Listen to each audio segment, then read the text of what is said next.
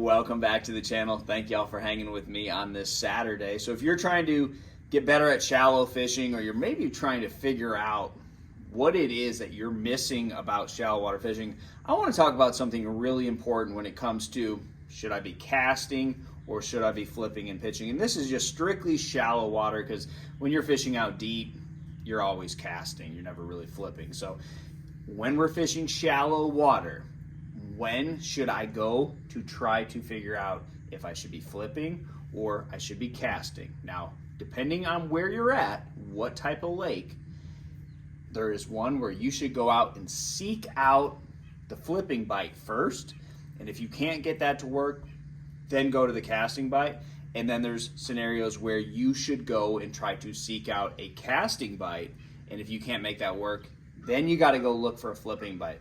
But the percentages of one being significantly better is going to be totally off kilter. So why I say this is I think a lot of people, when they go fish shallow, they can't decipher between the two, and it is very obvious. So let's talk about any type of lake, shallow fishing, where I will be casting first, like spend hours and hours and hours, maybe an entire day, just making a long cast.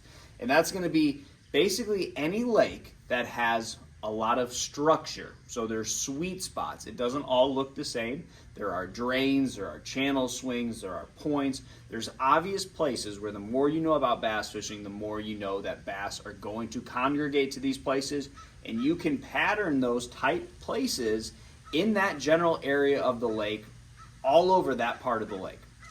So here we go.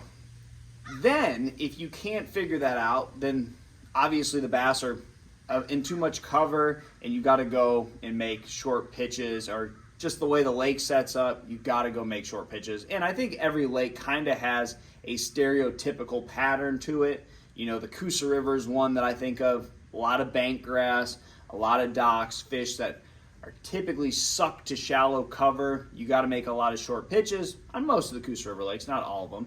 And a place like Florida, same thing.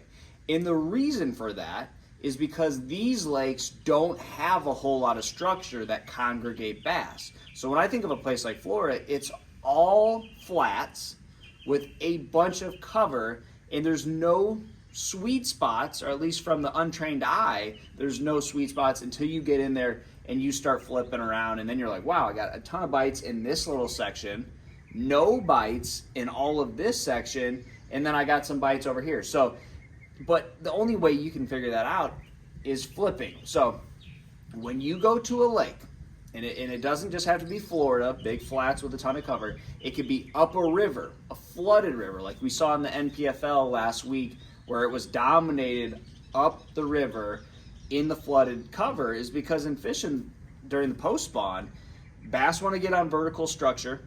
They want to get near deep water, if not in deep water, and they need bait, they need hard bottom. That's what you had. You had a ton of cover, flooded, probably all levels of the food chain were in that type of cover, and those fish wanted to get deep, but there was enough water in those bushes that you could just go and fish the bushes, and you had this abundance of the cover. So it wasn't just like you had, you know, little sections for the fish to get in. You had a ton of extra real estate for those bass to live in, and they weren't probably just going to hang out there. As long as that water stayed up, they would summer in those type places that they were catching them. But so let's go back to basically when you get to a lake and you go up a river and it's flooded and there's cover everywhere, the first thing you should be looking for is a flipping bite, because you don't have any general area where you should be making long casts where the bass could be relating to the structure and biting your lure at any point. They could be on the top of the drain, they could be on the bottom of the drain, they could be suspended over it.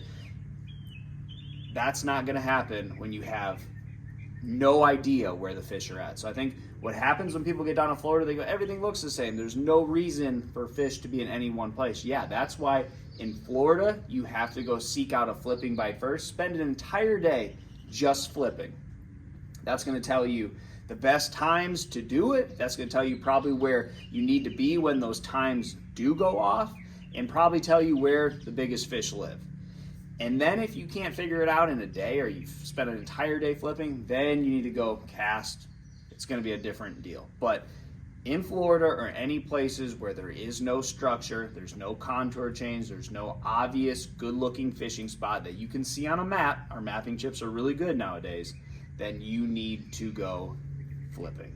And you need to seek out that flipping bite first. And if you have a lake like Guntersville where there's all kinds of different offshore structure, even shallow, a lot of really good looking shallow mid-range structure, then you need to go and seek out that casting bite, a chatterbait, dragging a jig, it could be anything, big worm, cast to these places. And then when that doesn't work, then you have to go to the flipping. But I think that is very important when you get in shallow water, because there are times where it's like, oh, I never even thought to go flipping. Flipping should have been the first thing you thought on these lakes where you get in there and there's just too much cover, overwhelming amount of cover, and no reason or rhyme for them to be in any specific area. So try that, guys. When you go shallow, good luck to you, and I'll see you on the water.